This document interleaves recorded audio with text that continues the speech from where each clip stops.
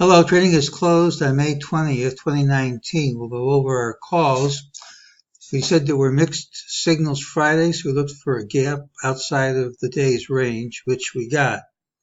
We were hoping it would be up because we had a target of 28.7566, which pretty much called the high in futures, but that isn't enough to take it off the list. We weren't going to make any trades till the open. That if we took out the high, we had a good case for a rally, but if we took out the low, which is what happened, I'm not certain last week's low would hold, and that's still true. I'm not certain it's going to hold. This is the pattern with the early low.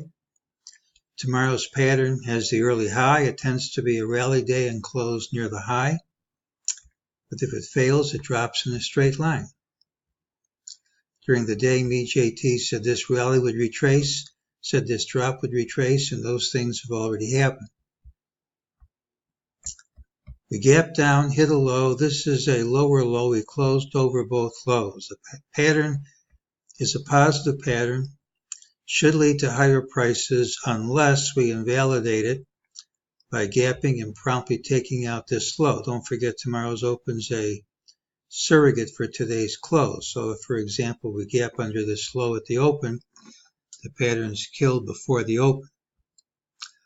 Otherwise, higher prices should print. It doesn't mean we'll close higher, but the day, absent an early gap down, has a strong tendency to be a rally day. Here's our count. We have a guess that this is the low of wave A, but as I say, it's a guess. There's enough reasons to think it's going to work because that was the longest, it was the biggest point of the drop, and we didn't trade it over its high, but that's a guess. It isn't an absolute lock. If this holds, you have nice Fibonacci ratios at the low, but of course we had nice Fibonacci ratios yesterday. If we don't take out this low and we move up, you can make a case for that being wave C. How high wave C would go, I don't know, but if we take out this high, then it's off to the races on the upside. I am not predicting that happens, but if it does happen, that's a critical level.